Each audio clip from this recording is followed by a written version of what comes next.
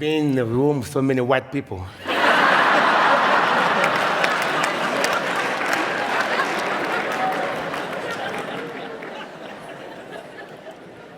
When I was called to do a TEDx talk, they asked me, you need to memorize your speech.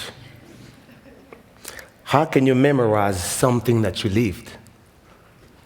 In a few moments, ladies and gentlemen, I will be taking you on a journey of an African child soldier who once believed that the white man was God.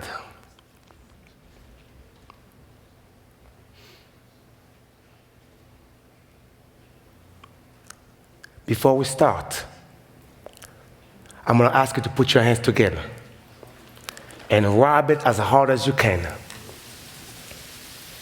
Stop. Touch the person next to you. That warm feeling is the feeling of freedom and why we should never take it for granted.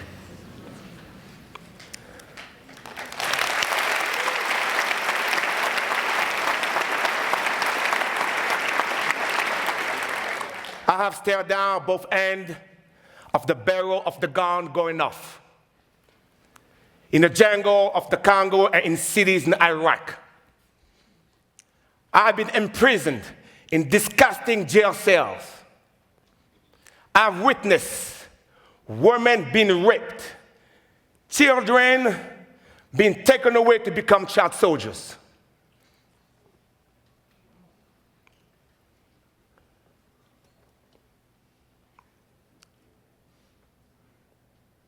One day, I smell flower blossoms, and then I smell the burning flesh of a dying woman who was given a grenade after being sexually assaulted. I have fought in bloody wars around the world to give and to take away freedom. I have learned the value of freedom and know one thing. More than anything, you have an obligation to yourself and to others not to waste freedom. Not to waste what? Freedom. Not to waste what? Freedom. On the golf course, there is freedom. In your home, there is freedom. In Bend, Oregon, in this room, there is freedom. I define freedom as an opportunity to choose how to think, feel, and act. Whether walking down the beach, holding a loved one, or being beaten to within an inch of your life, freedom is always there. My name is Tchicaya Missamou. The meaning of my name is the hidden flower. I was born in the Republic of Congo, Central Africa. My dad has 16 children with 7 wives. In America, I can only afford one. My mother abandoned me at the age of 3. There were times in my life I was put in jail because I refused to kill my own people. Hopeless, homeless, and honored. From the age of 7, I have been on my own until now. My presence here is very unlikely. How did I end up here today? From the jungles of the Congo to the street of America, I was that child that was most likely not to succeed. I was beaten, stabbed by my own militia for trying to free people, black and white, from a brutal regime. When my mother tried to help me, she too was not spared. I've witnessed before my eyes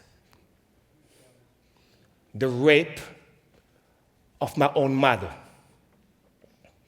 and left for dead before her house was set on fire.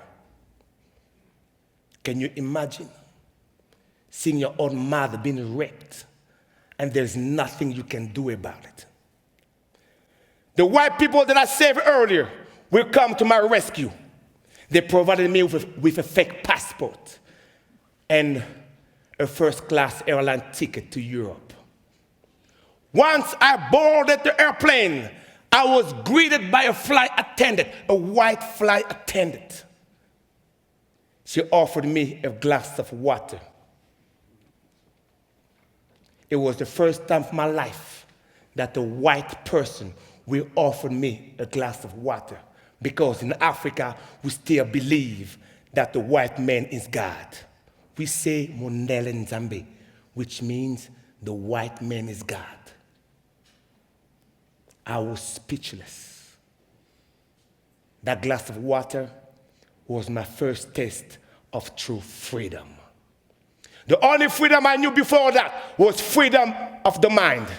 Freedom of the mind is very different from true freedom that allows us to peacefully get here together today, to hear these amazing speakers and to decide what we want to go and do with all this inspiration. Freedom of the mind is having the ability to look beyond present circumstances. In my case, freedom of the mind gives me the strength to refuse killing my own people. Freedom of the mind helped me envision a better life from a disgusting jail cell. Freedom of the mind helped me to immigrate to America, to become a United States Marine.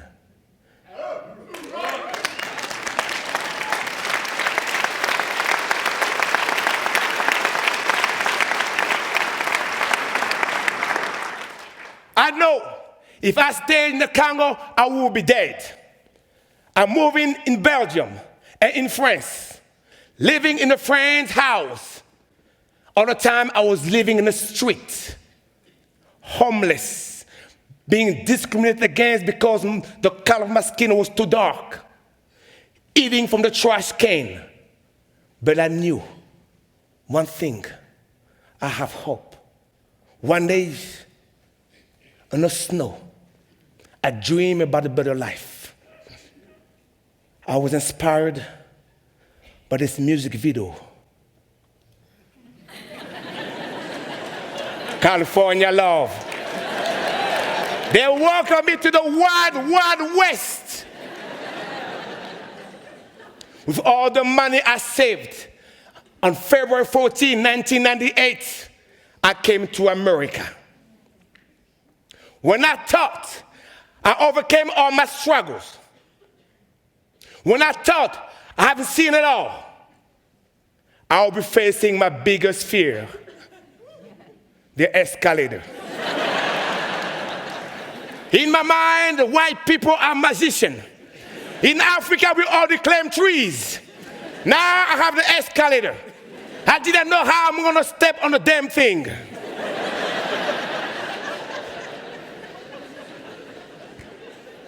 When I thought everything was over, and I see doors that open on their own, it was too much for the Congo man to swallow in one day. The community I was trying to fit in, when I look to my left and look to my right, I see people wearing baggy jeans, down here to the knees. Baseball cap, they flip it around. They walk with rhythm. Yeah, what's up? I struggled to fit in, but I knew I got freedom of choice. And I joined the US Marine. There I learned how to speak English. I spent 12 years protecting our freedom.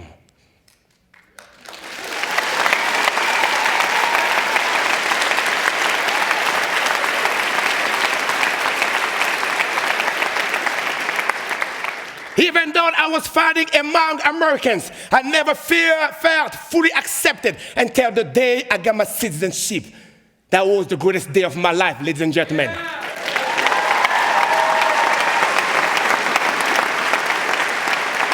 I was so excited to becoming an American. Now I'm going to go back to the Congo because I felt free.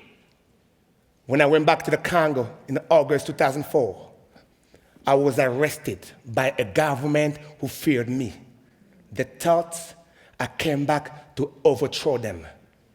As a Marine infantryman, I tried to escape. By trying to escape, I was shot at, put in jail, beat down, tortured. In a jail cell, I heard a whisper in my ears. America will never waste your freedom. My aunt smuggled a cell phone in the jail cell. I called 911.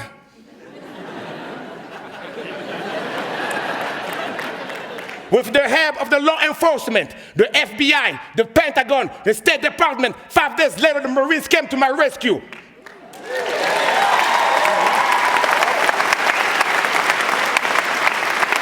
I stand here before you as a free man, as a self-made millionaire who believes in one thing: your freedom comes with an obligation. And that obligation is not to waste your freedom. Not to waste what? Freedom. Not to waste what? Freedom. Now, baby, you got to say it like you mean it. Not to waste what? Freedom. That's what I'm talking about.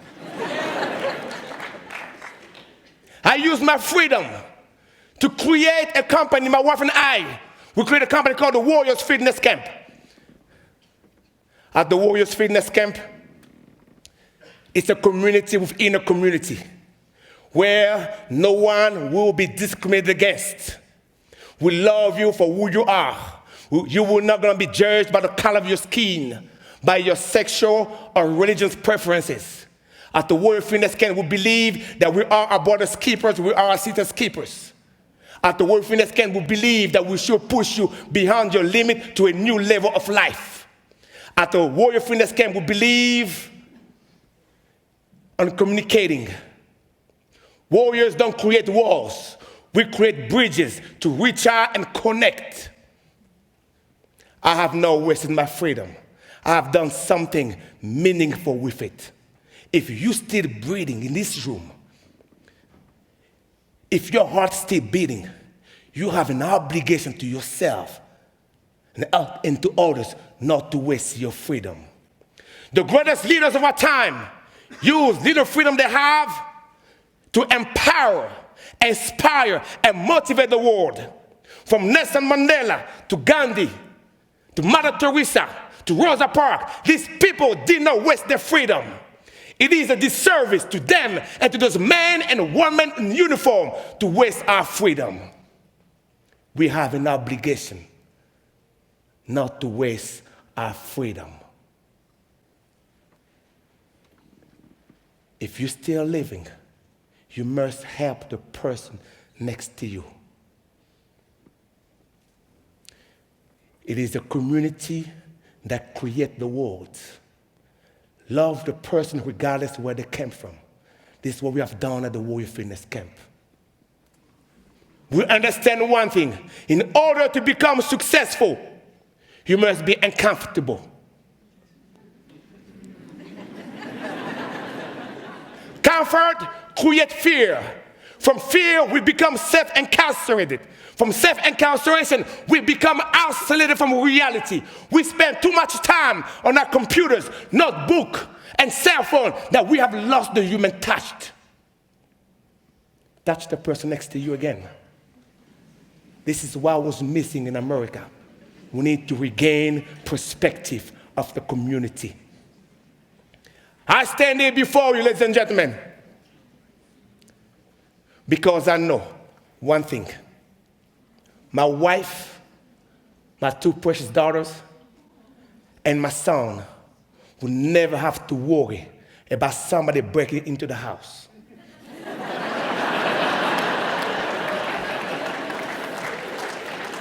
I stand here before you because I know my mother will never have to worry about somebody raping her. I stand here before you because I know a young preacher have a dream, took us to the mountaintop that created brothers and sisters. I stand here before you because a young president took us to the moon that created camaraderie and teamwork. I stand here before you because I know a young man have hope and audacity to become a president of America. I stand here before you as a free man. And before I let you go, you have to make a promise to yourself and to others not to waste your freedom. How are we going to do it? By singing an African song. Can I get a light, please? 2 notes. Yembele, yembele, yembele. Here we go. Yembele. It'll be louder. Come on now. Yembele. Hey, mbongo passie. Yembele. Oh, yembele. Mona passie. Yembele. Oh. This is my time. Thank you very much. I love America.